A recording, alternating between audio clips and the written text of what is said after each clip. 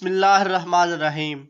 دیکھتی آنکھوں اور سنتے کانوں کو ہمارا سلام پہنچے۔ پرواز کے 20 منٹ بعد دراز قد نوجوان کاکپٹ کی جانب بڑھا۔ ایئر ہوسٹس نے بڑے ادب سے کہا، سر آپ تشریف رکھیں، کاکپٹ میں جانے کی اجازت نہیں۔ مگر خوبرو فضائی مہمان کو جواب دینے کی بجائے یہ نوجوان دھکا دیتے ہوئے کاکپٹ میں گھس گیا۔ ایئر ہوسٹس جو گرتے گرتے سنبھلی تھی، اس کی اوپر کی سانس اوپر اور نیچے کی نیچے رہ گئی۔ اسے یہ سانسیں بھی آخری لگ رہی تھی۔ ایک لمحے میں اس کا چہرہ خوف کی وجہ سے پسینے سے شرابور ہوا اور سرخ و سفید سے زرد پڑ گیا۔ نوجوان نے کاکپٹ میں داخل ہوتے ہی پسٹل نکال کر پائلٹ کی کان پٹی پر رکھ دیا۔ اسی دوران اس دہشت گرد کے 2 ساتھی بھی اٹھ کھڑے ہوئے اور پسٹل مسافروں پر تان لیے۔ یہ فلمی کہانی نہیں، بلکہ یہ PK-554 پرواز تھی۔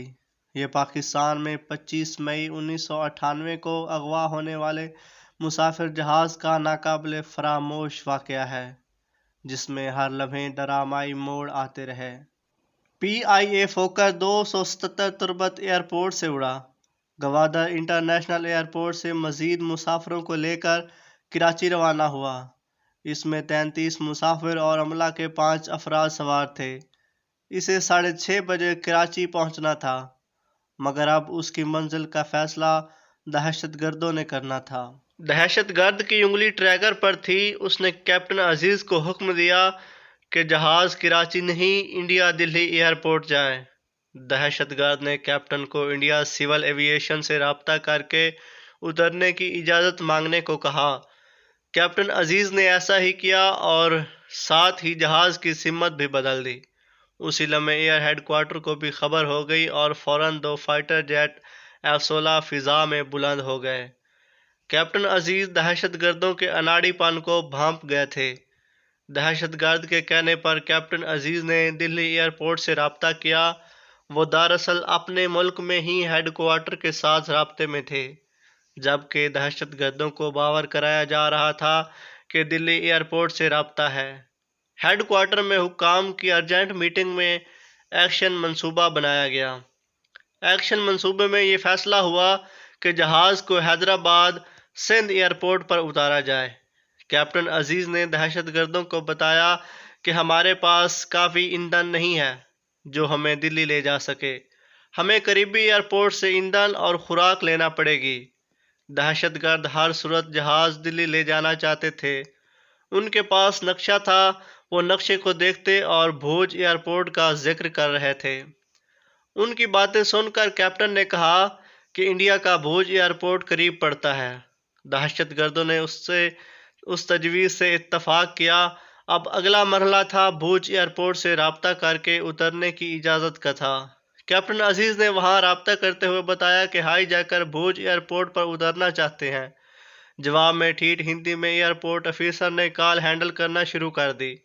دہشت گردوں نے اسے بتایا کہ وہ بلوچستان سے تعلق رکھتے ہیں، وہ حکومت پاکستان کے انڈیا کے مقابلے میں نیوکلیر تجربے کرنے کے خلاف ہیں، اور اس ہائی جیک سے وہ پاکستان حکومت پر دباؤ ڈالنا چاہتے ہیں کہ وہ ایٹمی تجربہ نہ کرے۔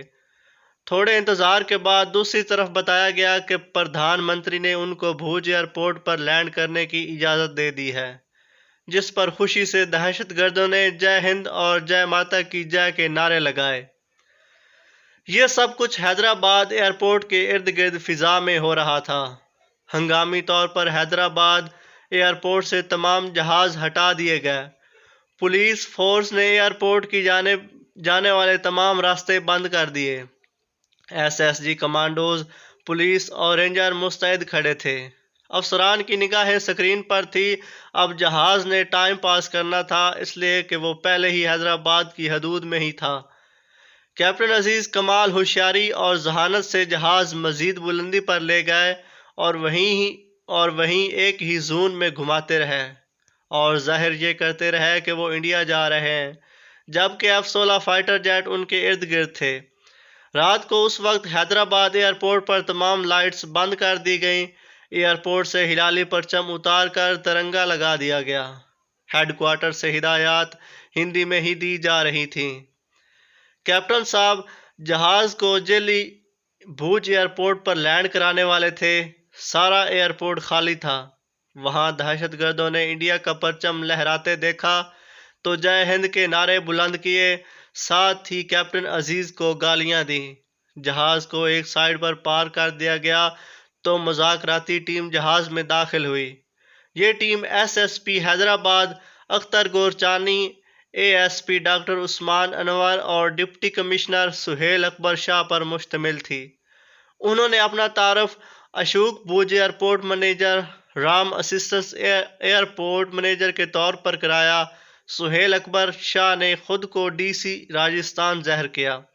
انہوں نے ہندی میں دہشت گردوں سے بات چیت کی، گویا یہ انڈیا تھا اور یہ بھوج ایئرپورٹ۔ دہشت گرد ایندھن اور خوراک چاہتے تھے، لیکن بات چیت تعویل ہوتی جا رہی تھی۔ تینوں اہلکاروں کا ہدف تھا کہ وہ جہاز کے اندر کی صورتحال کا جائزہ لیں، خاص طور پر وہ شخص جس نے جسم پر پیکٹ باندھ رکھے تھے۔ وہ ان کے ہتھیاروں کو بھی دیکھنا چاہتے تھے۔ اس ٹیم نے دہشت گردوں سے کہا کہ عورتوں، بچوں کو یہی اتار کر آپ دلہی چلے جائیں۔ یہ چونکہ دہشت گردوں کے ہمدرد تھے، اس لیے بات مان لی۔ رات 11 بجے جہاز سے عورتیں اور بچے اترنا شروع ہوئے۔ ان مسافروں کے جہاز سے اترنے کی دیر تھی کہ جہاز کے چاروں طرف اندھیرے میں خاموشی سے رینگتے ہوئے کمانڈوز، جن کی قیادت میجر عامر اور میجر طارق کر رہے تھے، ایک ہیلے میں تیزی کے ساتھ پہلے اور دوسرے دروازے سے اللہ اکبر کے نعروں کے ساتھ حملہ آور ہو گئے۔ اللہ اکبر کے نعروں نے دہشت گردوں کو حیرت زدہ کر دیا۔ بدحواسی میں ایک دہشت گرد نے ڈپٹی کمشنر پر فائر کر دیا، تاہم نشانہ خطا گیا۔ 2 منٹ کے اندر تینوں دہشت گرد کو قابو کر کے باندھ دیا گیا۔ وہ حیران پریشان تھے اور یہ بھوج ایئرپورٹ پر اللہ اکبر والے کہاں سے آ گئے۔ چیف کمانڈو نے آگے بڑھ کر زمین پر بندھے ہوئے دہشت گردوں کی طرف جھکتے ہوئے ان کی حیرت زدہ آنکھوں میں دیکھ کر مسکراتے ہوئے کہا، ویلکم ٹو پاکستان۔ کیپٹن عزیز بڑے سکون سے بیٹھے ساری صورتحال دیکھ رہے تھے۔ پھر وہ اپنا بیگ اٹھاتے ہوئے دہشت گردوں کے قریب سے مسکراتے ہوئے جہاز سے اتر گئے۔ حواس بحال رہیں تو کیپٹن عزیز جیسے کارنامے انجام دینا ناممکن نہیں۔ اس واقعے کے ہیرو کیپٹن عزیز کو اعزازی میڈل دیے گئے۔ ان دنوں سندھ میں معین الدین حیدر گورنر تھے۔ انہوں نے پولیس کے لیے خصوصی اعزازات کی سفارش کی۔ 17 سال بعد 2015 کو تینوں دہشت گردوں کو 28 مئی کو سزائے موت دے دی گئی۔ یہ وہی دن ہے جب ایٹمی دھماکوں کی یاد میں قوم پاکستان کے ایٹمی قوت بننے کی سالگرہ مناتی ہے۔